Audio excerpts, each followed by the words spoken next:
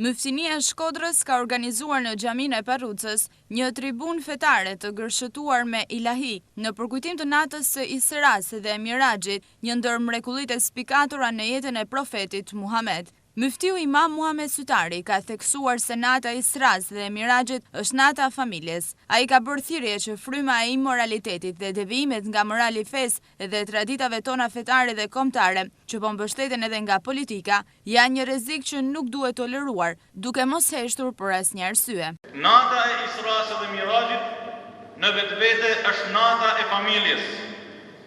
Dhe sot më tepër se sa asnjëherë tjetër, dhe me qenë se jemi akoma në muajin maj, ku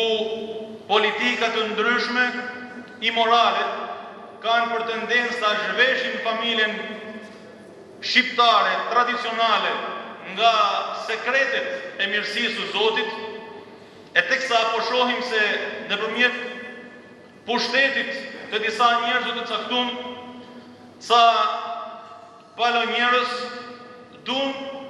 na imponohen me disa modele që në Kur'an karakterizohen me ta populli Hazreti Lutit alayhis salam. Dhe që ne si besimtar normalisht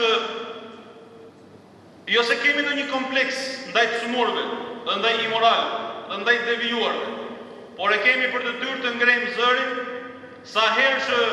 nëpërmjet politikës dhe medias njerëz